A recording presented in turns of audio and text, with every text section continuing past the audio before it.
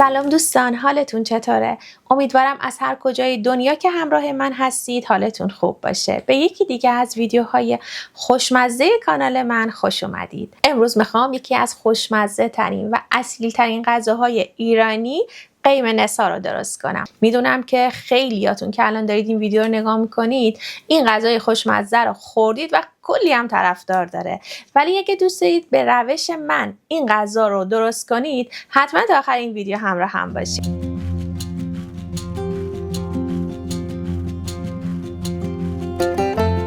خب الان ما احتیاج به یه دونه پیاز درشت داریم. تو مرحله اول من این پیاز رو باید خیلی ریز و نگینی خورد کنم. شما میتونید اگه دوست دارید پیاز رو حتی رنده کنید. داخل این خورشت گوشتمون اصلا پیاز نباید زیاد به دندون بیاد و حس بشه. به خاطر همین تا جایی که میتونید پیاز رو ریز خورد کنید. ببین اول من جلوی دوربین بهتون نشون بدم. اول من به این شکل و بعد به این شکل یه برش میزنم برای اینکه پیازام نگینی و ریز بشه و الان خیلی ریز خوردش میکنم.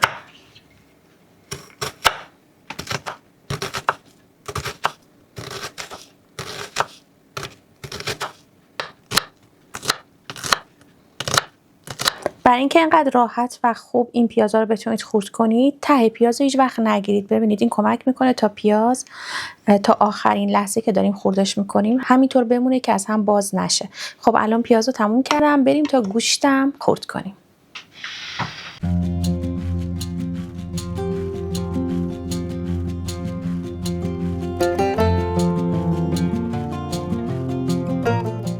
خب راجع به گوشت این غذا بهتون بگم که من از سردست گوسفندی استفاده کردم و میشه از قسمت ماهیچه گوسالم استفاده کنید و اینکه شما اگه میخواین این خورشت و مجلسیشو درست کنید سعی کنید تیکه هاشو یه مقدار بزرگتر برش بزنید. اگه از گوشت گوسفندی استفاده میکنید حتما تیکه هاشو بزرگ برش بزنید به این اندازه، چون همونطور که میدونید گوشت گوسفندی وقتی میپزه یکم هم آب میشه. من به این اندازه برش زدم.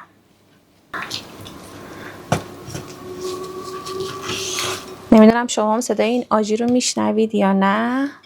این آژیریه که هر دوشنبه اول ماه توی هلند سر ساعت 12 میزنن تا اگه روز دیگه این آژیر رو زدن مردم بدونن که اتفاقی افتاده. البته که این آژیر فکر کنم مخصوص جنگ باید باشه و یا اتفاقاتی مثل سیل و این چیزا که میتونه تو هلند پیش بیاد. فکر کنم صداشو دارید میشنوید. گفتم این وسط اینم براتون توضیح بدم، خیلی جالب بود. خب الان گوشتمون آماده است، بریم پای گاز که مراحل بعدیشو با هم ببینیم. خب من الان یه مقدار روغن داخل قابلمه ریختم و یه کم کره که اجازه میدیم تا کرمون آب شه. وقتی کره آب شد پیازایی که خورد کرده بودیم و به قابلمه‌مون اضافه میکنیم. یکم زردچوبه اضافه میکنم. اجازه میدیم تا پیازمون یکم تفت بخوره، رنگش طلایی و شفاف بشه. خب الان پیازا که طلایی شد گوشتی که داشتیم رو بهش اضافه میکنیم. وقتی گوشت رو اضافه کردیم حرارت رو یکم بالا میبریم تا گوشتمون آب نندازه. خب الان حرارت رو یکم پایین میاریم ولی اجازه نمیدیم تا گوشتمون آب بندازه. تو حرارت ملایم قشنگ این گوشت و پیاز رو با هم دیگه سرخ میکنیم. اگه گوشتمون شروع کنه به آب انداختن باعث میشه تا گوشت سفت بشه. من الان ادویه هاشو که یه مقدار زردچوبه، فلفل سیاه و زیره سیاه بود بهش اضافه کردم. من یه دونه چوب دارچین و همینطور یه دونه میخک و مغز هلم بهش اضافه میکنم. اگه شما پودر هلم داشتید میتونید، ولی من 2 تا دونه مغز هل همونطور که میبینید پوستشو گرفتم و مغز هل رو داخلش گذاشتم بهش اضافه میکنم و یه هم میزنیم تا ادویه‌مونم به خورد گوشت بره. الان توی این مرحله باید ربشو بهش اضافه کنم. من اینجا 2 تا قاشق پر بهش رب اضافه میکنم. قسمتش خیلی مهمه. برای اینکه یه خورشت گوشت خوشمزه داشته باشیم تو قیم نثارمون، باید حتما این رب رو خوب تفت برید. فرقی نمیکنه تو تمام خورشتامون وقتی از رب استفاده میکنیم، رب رو سعی کنید با حرارت ملایم خوب تفت برید. این تفت دادن باعث میشه که هم خورشتمون خوش عطر و خوش رنگ بشه. پس الان من حدوداً یه 5 دقیقه این گوشت و ادویه ها و پیاز رو با این رب میذارم تا تفت بخوره. آماده است که آب جوشی که داریم رو بهش اضافه کنید. دقت کنید آب نباید خیلی زیاد باشه، فقط روی سطح گوشت رو بگیره.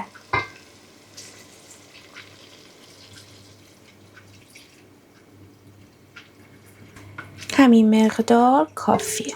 خب الان من درش رو میذارم و اجازه میدم تا گوشت بپزه. خب دوستای عزیزم، تو این فاصله که گذاشتم تا گوشت بپزه، میخوام اینجا راجع به این خلال بادوم و خلال پسته‌ای که قراره تفت بدیم و آماده کنیم باهاتون حرف بزنم. ما برای این غذا احتیاج به خلال پرتقال داریم که اگه شما خودتون تو خونه این خلال پرتقال درست میکنید که دیگه میدونید، فقط باید اون سفیدی داخل پوست پرتقال رو حتما بگیرید.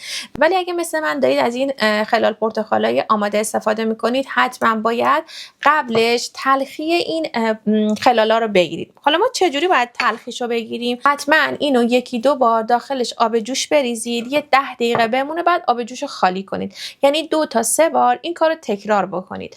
بعضیا این خلال پرتقالا رو میجوشونن، یعنی میذارن یه 5 دقیقه میجوشه، آبشو خالی میکنن و این کارو 2 تا 3 بار تکرار میکنن. به نظر من اصلا احتیاجی به این نیستش. همین که شما آب جوش رو داخلش بریزید و 2 تا 10 دقیقه اینو آب بکشید کافیه. میتونید حتی تست کنید. و من یه روشی دارم که موقع آماده سازی بهتون حتما میگم که چطوری و چیکار بکنیم که دیگه هیچ تلخی نداشته باشه. این از خلال پرتقالا که بهتون گفتم که میذارم کنار که بعد برم و اون مراحل رو انجام بدم. راجع به خلال بادومش هم که بهتون بگم، حتما خلال بادوم رو با یه مقدار گلاب باید بذاریم تا خیس بخوره. این کار کمک میکنه تا خلال بادوممون یه مقدار نرم بشه و یه عطر و بوی بهتری بگیره. من الان روی این خلال بادوم یه مقدار از این گلاب میریزم. خب من الان اینو میذارم کنار. یه مقدارم پودر گل محمدی نیاز داریم که من اینجا یه مقدار پودر کردم و در انتها برای تزیین میخوام ازش استفاده کنم. و همینطور زرشک هم که حتما تمیز کنیم که احتمال داره توی زرشکامون سنگی چیزی باشه. حتما آب بکشید و بذارید یه چند دقیقه خیس بخوره. الان میرم تا این خلالا رو تفت بدم. همراه من باشید. خب الان من آب برنج رو گذاشتم جوشید. برنجی که 2 ساعت جلوتر خیس کرده بودم با نمک به آبی که در حال جوش بود اضافه کردم و الان تقریبا برنج اومده روی سطح آب. ببینید زمانی که شما یه دونه از این دونه های برنج رو برداشتید، فشار میدید برنج خورد نشه، یعنی برنجمون آماده است. الان ببینید این برنج هم قد کشیدن و هم قشنگ به سطح آب اومدن. من الان یه دونش رو امتحان میکنم. آره این برنج الان آماده است. من برنج رو آب میکشم و برمیگردم.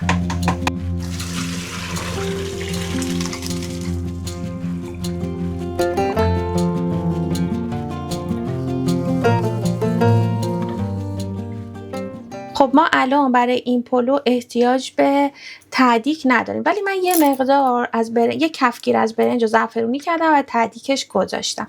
الان میخوام برنج رو بذارم تا دم بیاد. ببینید برای اینکه برنجمون به این حالت وقتی که داریم میکشیم دون دون در بیاد، موقعی که داریم دمم میذاریم باید قشنگ به این شکل برنج رو بریزید.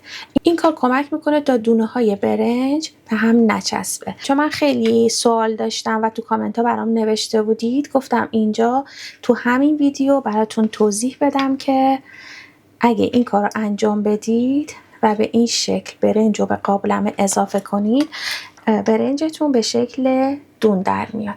و حتما به این شکل همه برنج رو از هر طرف جمع کنید و این وسط به این شکل در بیارید. الان به این شکل چند تا حفره توی برنج ایجاد کنیم و یکم آب و روغنی که درست کرده بودیم روی برنجمون میریزیم خب من الان دم کنیرم گذاشتم، بهش 45 دقیقه زمان میدم تا برنجمون دم بیاد. خب الان همونطور که دارید میبینید آب گوشت کم شده، باید به این شکل باشه. این گوشت نباید زیاد آبدار باشه، همونطور که اول ویدیو گفتم. خب الان من اون چوب دارچینی که داخلش گذاشته بودم و ازش جدا میکنم و برمیدارم و یکم از این زعفرونی که دم کرده بودم بهش اضافه میکنم. یه 20 دقیقه دیگه بپزه، گوشتمون آماده است. خب من الان برای تفت دادن این خلالا یه مقدار کره داخل مایتابه ریختم و یه مقدارم روغن بهش اضافه میکنم. حتما همراه کره روغنم اضافه کنید چون کره تنها میتونه بسوزه. خب الان این خلال پرتقالی که میبینید و تمام اون مراحلی که گفتم و انجام دادم و الان میخوام به مایتابه اضافه کنم تا تفتش بدم. در واقع این خلالای پرتقال باید یه حالت مربایی شکل داشته باشه، یعنی یکم شیرینی داشته باشه. به خاطر همین من به شکر اضافه نمی کنم. تو انتها که یکم تفت دادم یک کوچولو نبات بهش اضافه میکنم و این اون نکته‌ای بود که بهتون میخواستم بگم. این نبات یه طعم شیرینی و مربایی طوری بهش میده و حتما اون موقع بهش یه مقدارم زعفرون اضافه میکنم. خب الان اینو یکم تفت بدم، اون 2 تیکه نباتی که گفتم و بهش اضافه میکنم ببینید و همینطور یکم از این زعفرونی که دم کرده بودیم من بهش اضافه میکنم.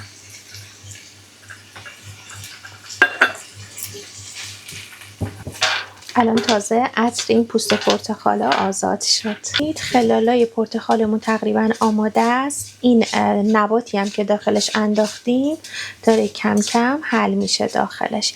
یکم دیگه تفت میدم و اینا رو بر میدارم تا خلال پسته و خلال بادومم تفت بدم.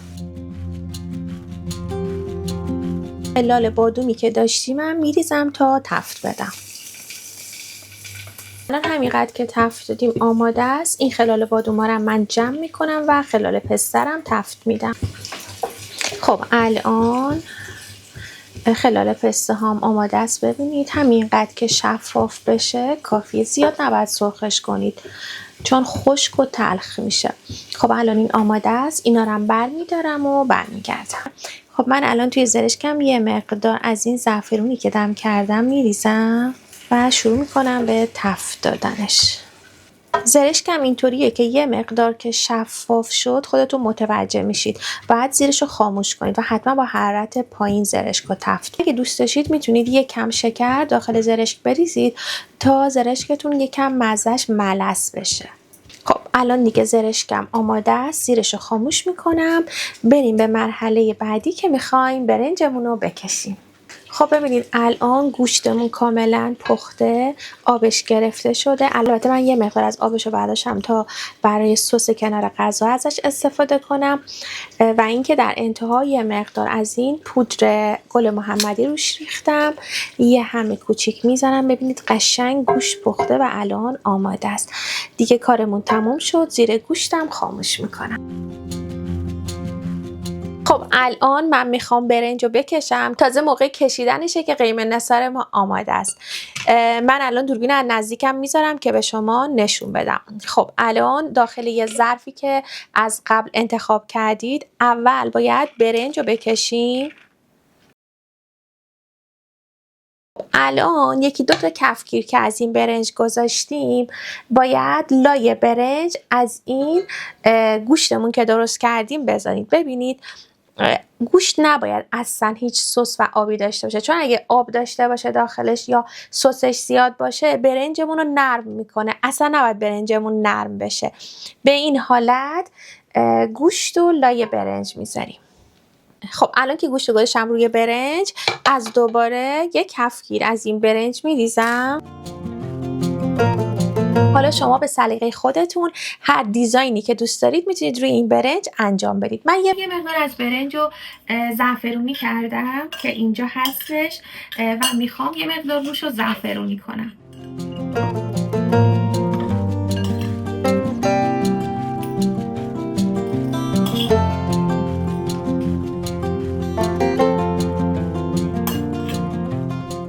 همون همونطور که گفتم دیگه شما به سلیقه خودتون. من یه شکلی که بیشتر توی رستورانا اینجوری دیزاین میکنن و دارم براتون درست میکنم. چه عطری هم داره این پوست پرتقال. شما به جای خلال پوست پرتقال میتونید از خلال نارنج هم استفاده کنید اگه تو دسترستون نبود. از این خلال پسته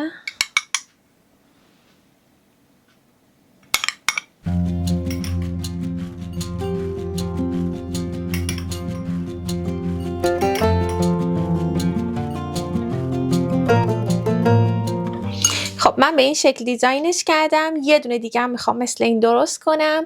درستش میکنم و برمیگردم.